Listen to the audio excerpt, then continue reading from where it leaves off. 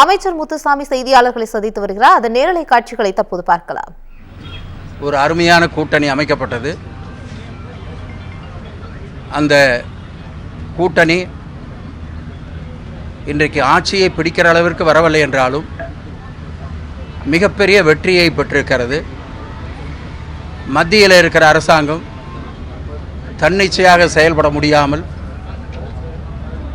அவர்கள் இந்திய கூட்டணி கட்சியினுடைய ஆலோசனைகளை கண்டிப்பாக கேட்டே ஆக வேண்டும் என்ற ஒரு நிலைக்கு இன்றைக்கு உருவாக்கப்பட்டிருக்கிறது. எனவே இவ்வளவு பெரிய கூட்டணி அமைவதற்கு நம்முடைய தலைவர் அவர்கள்தான் காரணமாக இருந்தார்கள். அவர் தேர்தல் என்று வந்தவுடனேயே வெளிப்படையாக அறிவித்தார்கள், தமிழ்நாட்டிலே 40 இடங்களையும் பாண்டிச்சேரியும் சேர்த்து 40 இடங்களையும் திராவிட முன்னேற்ற கழக கூட்டணி கண்டிப்பாக வெற்றி பெறும். அந்த அளவிற்கு இந்த மக்களுக்கு உண்டான பணிகளை நாங்கள் செய்திருக்கிறோம். எனவே அந்த நம்பிக்கையில் தான் உங்களிடத்திலே இந்த வாக்குறுதியை நான் கொடுக்கிறேன் என்று தலைவர் அவர்கள் தெரிவித்தார்கள். அதேபோல வாக்குப்பதிவு நடந்தது. எங்கேயும் ஆளுங்கட்சியாக இருக்கிறோம் என்ற அந்த அடிப்படையில் ஒரு சின்ன பிரச்சனை கூட எங்களுடைய கட்சியினுடைய சார்பாகவோ அரசனுடைய சார்பாகவோ அல்லது அரசை பயன்படுத்தி சட்டத்திட்டங்களுக்கு மாறாக பணிகளை செய்து வாக்குகளை பெறுவதற்கான எந்த முயற்சியும் எங்களுடைய கழகத் தோழர்கள் கூட்டணி கட்சி நண்பர்கள் எடுக்கவில்லை என்பதை இந்த நேரத்தில் நான் திட்டவட்டமாக தெரிவித்துக் கொள்கிறேன். காரணம், வட மாநிலங்களிலே என்னென்ன பிரச்சனைகள் நடக்கிறது என்று தெரியும். எனவே நம்முடைய தமிழ்நாட்டிலே நம்முடைய அரசு இருந்தும் நாம் வலுவாக இருந்தும் எந்த விதமான ஒரு சின்ன அசம்பாவிதம் கூட இல்லாமல் இந்த தேர்தலை நடத்தி முடித்திருக்கிறோம்.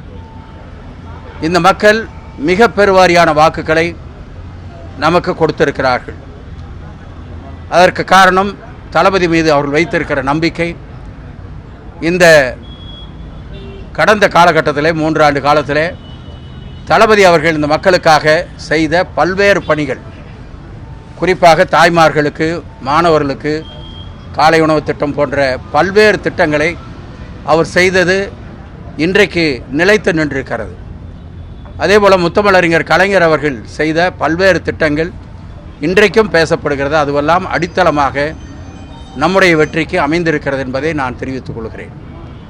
அதேபோல் திராவிட முன்னேற்ற கழகத்தை சார்ந்த அடிமட்டத்தில் எந்த பதவியும் இல்லாமல் இருக்கிற கழகத் தோழர்கள், சகோதரிகள், அதேபோல் பொறுப்புகளிலே இருக்கிற நண்பர்கள் அத்தனை பேரும் கடுமையாக உழைத்தது.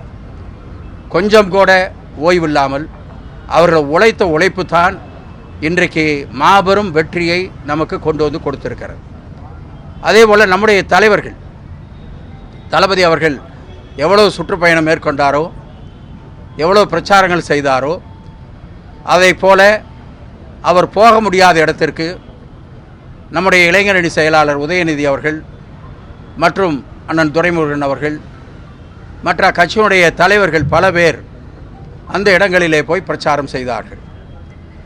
எனவே இப்படி மக்களிடத்திலே இருக்கிற நிலைமைகளை போய் எடுத்து சொன்னதின் காரணமாக ஒரு மாபெரும் வெற்றியை இந்த மக்கள் நமக்கு கொடுத்திருக்கிறார்கள். அநேகமாக இந்திய துணைக்கண்டத்திலே எங்கேயும் நடக்காத ஒரு மாபெரும் வெற்றியாக இது அமைந்திருக்கிறது.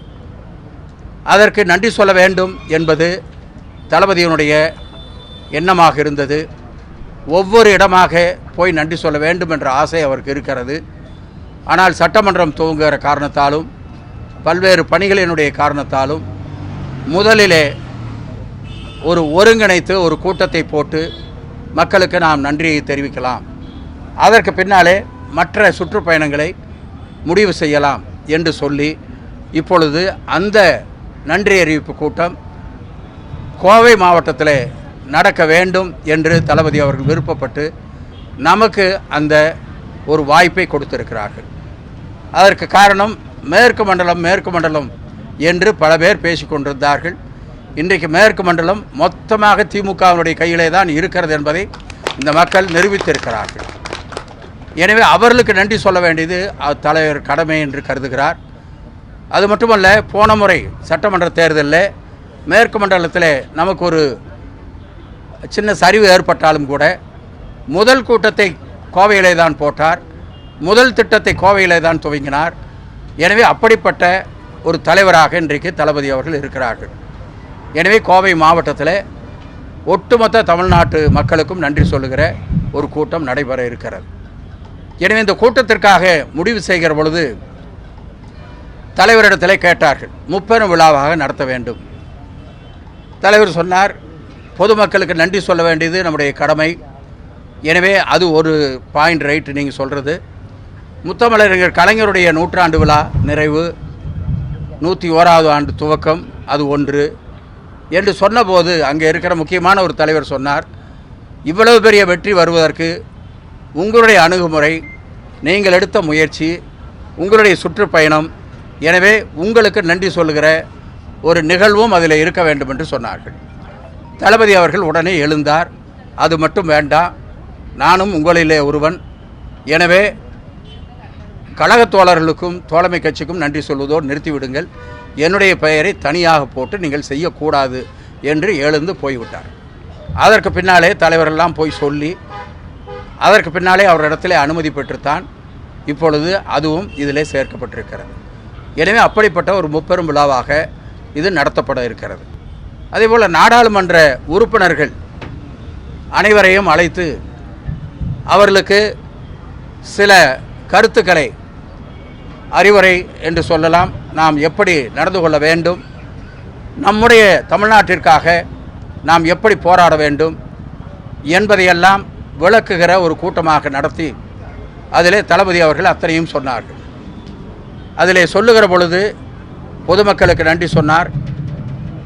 எம்பிக்கள் எப்படி இருக்க வேண்டும், என்ன மாதிரியான அணுகுமுறை இருக்க வேண்டும், தொகுதிகளிலே போய் மக்களை சந்திக்க வேண்டும், இருக்கிற பிரச்சனைகளை தீர்ப்பதற்கு நீங்கள் நடவடிக்கை எடுக்க வேண்டும், அதேபோல் பாராளுமன்றத்தில் பேசுகிற பொழுது தமிழ்நாட்டை மனதிலே வைத்து அதற்காக நீங்கள் பேச வேண்டும், இப்படியெல்லாம் அவர்களுக்கு அறிவுரையை சொல்லிவிட்டு கடைசியாக அந்த எம்பி கூட்டம் முடிகிற பொழுது தளபதி அவர்கள் அனைவரையும் எழுந்து நிற்க சொல்லி, நாம் நம்முடைய கழகத் தோழர்களுக்கு, அடிமட்ட தொண்டர்கள், எதையும் எதிர்பார்க்காமல் இந்த கட்சிக்காக இரவு பகலாக உழைக்கக்கூடியவர்கள், அவர்கள்தான் இந்த தேர்தலில் மாபெரும் வெற்றியை நமக்கு ஏற்படுத்தி கொடுத்திருக்கிறார்கள்.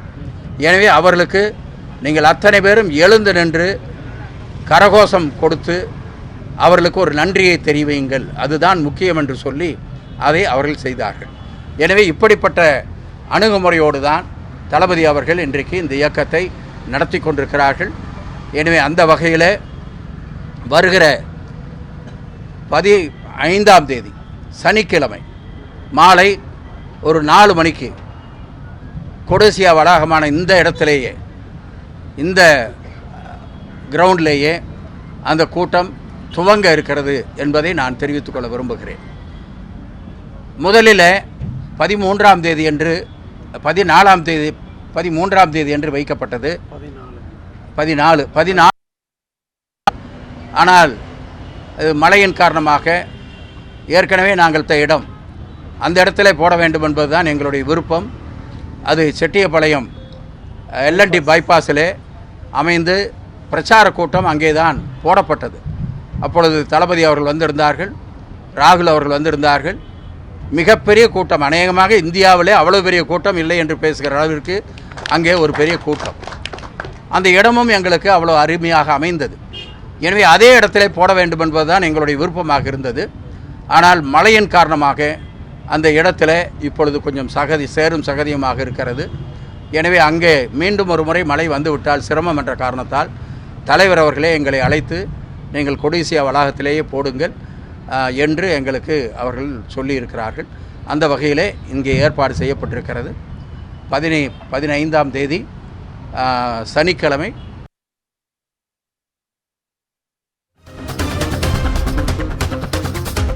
நாடாளுமன்ற உறுப்பினர்களும் கலந்து கொள்கிறார்கள். தோழமை கட்சியுடைய தலைவர்கள், அதேபோல் தோழமை கட்சி தோழமை அமைப்புகள், அப்புறம் திமுகவினுடைய முக்கிய நிர்வாகிகள் அனைவரும் இங்கே கலந்து கொள்ள இருக்கிறார்கள். எங்களுடைய கழகத் தோழர்கள் இந்த செய்தி கிடைத்ததிலிருந்தே இங்கே எல்லா பணிகளையும் துவக்கி செய்து கொண்டிருக்கிறார்கள். எனவே அனைவரும் அந்த கூட்டத்தில் கலந்து கொண்டு அது ஒரு மாபெரும் வெற்றியை ஏற்படுத்தி தர வேண்டும் என்ற வேண்டுகோளையும் இங்கே வைத்து மீண்டும் ஒரு முறை எங்கள் அனைவருடைய சார்பாக இங்கே நாங்கள் கூட்டம் நடத்துவதற்கு வாய்ப்பை தந்த திராவிட முன்னேற்றக் கழகத்துடைய தலைவர் மாண்பு முதலமைச்சர் தளபதி அவர்களுக்கு எங்களுடைய மனமார்ந்த நன்றியை இந்த நேரத்திலே தெரிவித்துக் கொள்கிறோம். முத்தமிழறிஞர் கலைஞருடைய 100ஆண்டு விழாவை நிறைவு விழாவை இங்கே நடத்துவதும் எங்களுக்கு மகிழ்ச்சியாக இருக்கிறது. எனவே அதற்காக நன்றியை தெரிவித்துக் கொள்கிறோம். அதை பற்றி ஒன்றும் முடிவு வரல. அது வந்த உடனே நாங்கள் தகவல் உங்களுக்கு கொடுக்குறோம். இல்லை, நிகழ்ச்சி நிரலில் வந்து தலைவர்கள் பேசுவாங்க.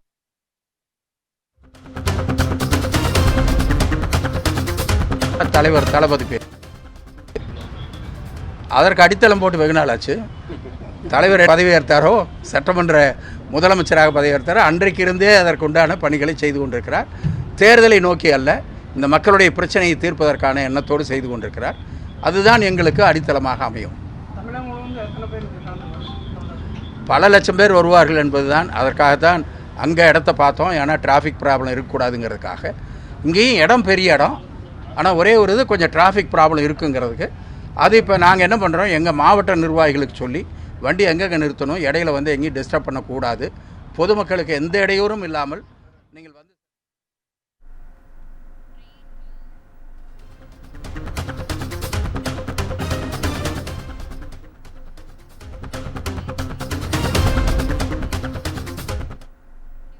மக்களவைத் தேர்தலில் தமிழ்நாட்டில் 40க்கு 40 தொகுதிகளில் வெற்றி பெற்ற திமுக நன்றி தெரிவிக்கும் கூட்டமாக ஜூன் 15ஆம் தேதி கோவை கொடிஷியா மைதானத்தில் மாபெரும் முப்பெரும் விழாவாக நடத்தவுள்ளது என்பதை வீட்டு வசதித்துறை அமைச்சர் முத்துசாமி அவர்கள் நேரலையில் கருத்துக்களை கூறியதை தற்போது பார்த்தோம்.